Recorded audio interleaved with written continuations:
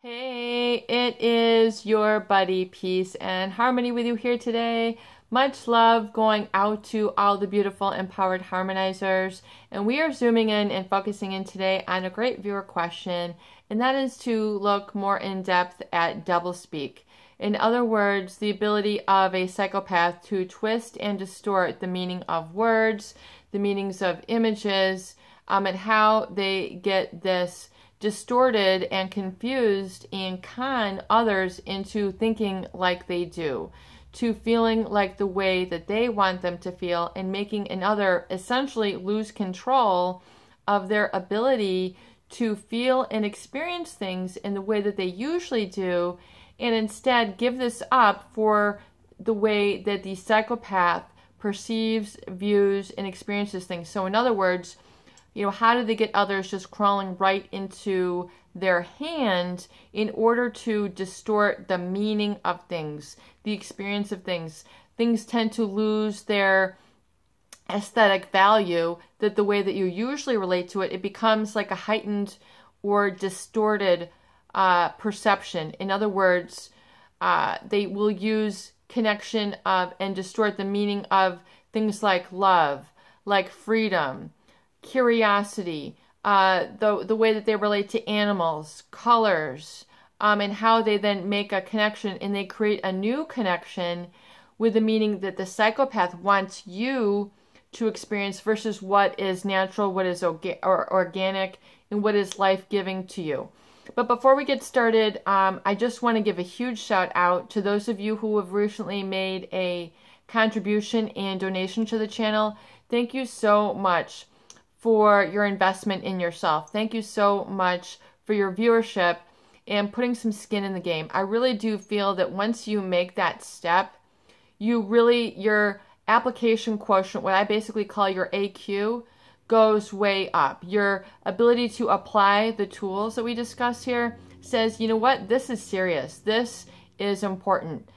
I need some results in my life and I need them now. And when you make that contribution, when you invest in yourself, like this channel or in books, or, doing the tools, getting yourself an appointment book, eating healthier, making those behavioral changes, your ability to heal and recover, your results are exponential. So thank you so much. And to all of you who are watching, I really hope you pay attention to your own AQ, what I basically call your application quotient. In other words, you think of an IQ, someone's IQ, they're very wise. EQ, they're emotionally intelligent. Their EI. Think also about the tools that we discuss here and your ability to apply them, i.e. follow through, i.e. take the lessons and make them learned. Or do you continue to perseverate? Do you continue to brood? Do you continue to, ruminate and just stay stuck like a wheel in mud just spinning? Like, you need a tow truck, you need like a big chain, you need like a huge, a huge heavy machinery, like to get you out of the rut, like out of the, what do you call it on the side of the road, like the ditch. You're like, I am in the ditch and I can't get out. Like, I need some chains. I need, a big rig. I need something to get me the hell out of here because, dude, I am stuck. Like, emotionally, you're like in a place where you do not want to be. And so thank you so much. And when you apply the tools, we're like the heavy machinery that will get you out of that, that ditch, like out of that mudslide. You're like, OMG, I am going down the mountains of Tennessee and my brakes are going out, like, and I have to find a sand pit to like plow into because my vehicle is going out of control. So that is actually what the psychopath, and I would say not really to the degree of a malignant narcissist, because really it's all about them, but they don't really phantom and plot your despair. They might use you, abuse you, exploit you, but they're really not trying to ruin you. Like they don't have that really profound sadistic sense. Everything has to be about them. Everything has to come back to them. Whether it's, something that you did that they're always trying to take credit for. You always kind of feel with the malignant narcissist like your experience is being taken away from you. You can't enjoy the movie. They have to say, well, I made the recommendation. or this is what I took from the movie and I don't want to hear what you have to say.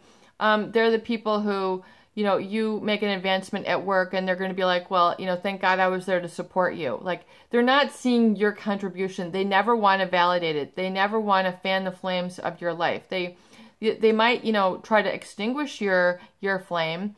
They're always, or they might always take some element of whatever it is that you've done, and they're always in it. In other words, it's never ever about you. You don't have that experience. So the malignant narcissist is very much will do that on a chronic and consistent basis, and it only gets worse with time.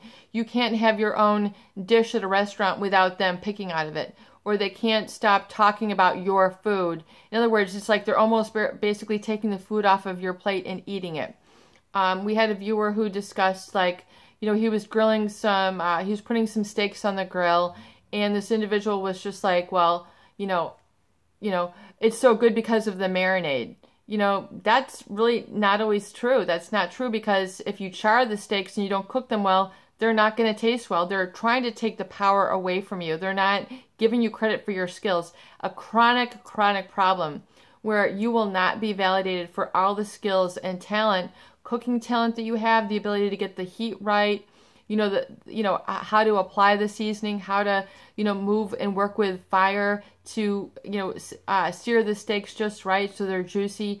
I mean, they will, and that takes time, that takes experience to become a grill master. They will never ever validate that back to you. They will not give you that. So the malignant narcissist will use their communication to take away your power, to take away your emotional etheric energy, your own value of self. So they will diminish your self-value. So that, and unequivocally, don't say that you are being too sensitive. Oh, well, maybe I'm just so sensitive. Maybe it is her marinade.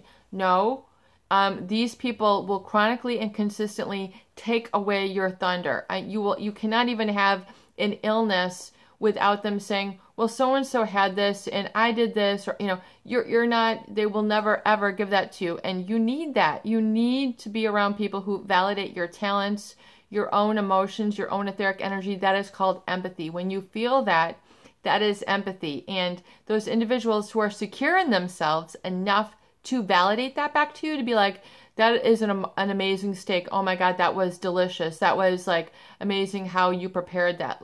Someone who can give that to you has empathy and is secure. So the malignant narcissist is insecure. I don't care if they talk a big game. I don't care if they have big cowboy boots, the biggest hat, but they'll have the smallest cattle. In other words, they're putting on the display, but they don't have to back it up. In other words, they don't have empathy. They're insecure, so that's why they have to cut down others. So that's why you need to get separate and don't take it personally that you have failed them, that you were a poor lover, you weren't a good partner, you weren't a good family member, you weren't a good daughter, you weren't a good husband, you weren't a good business partner. This is just how they are. That's how you feel your emotional etheric energy, and that's how they're going to communicate. When we talk about the sociopathic doublespeak, they are trying to twist and distort and oftentimes hypersexualize the meaning of things so that you are no longer relating to life in the same way. In other words, you are no longer you. You become pulled out, it becomes the psychopath put in, and then they cause you to lose control. And because you're no longer thinking in a way that's genuine or natural for you, you are now thinking in a way that suits the psychopath. And studies have been done. Again, Sociopath Next Door, Dr. Martha Stout, she talks about the many research studies that look neurologically at the brainwave activity when a psychopath sees an emotional word or sees an emotional event. By an emotional word, we mean love, we mean freedom, we mean brotherhood, we mean loyalty. When we say these words, they have emotion. In other words, they have emotional meaning or context. And then they would be different if I were to say cup, table, refrigerator. Those are called neutral. So a psychopath, they have the same neural activity to a neutral word as to an emotional word. So in other words, emotions do not have, their brains do not light up in the same way, the way that others do. So when you say love, you might feel something. When you might say passion, you might mean something. When you say lust, you might feel something. Different words have emotional context. Different events have emotional content. If you were to see a rape, you would feel, oh my God, you would feel something. Psychopaths, no, they register it as neutral. They're looking at a refrigerator. They're looking at it, well, look at the handle. Look at the drawers. Look at how it stores eggs. This one is different. Look at where the freezer is. They're looking at it very objectively. So, do you see what I'm saying? They have more of a fascination or interest, and they're more absorbed that way versus like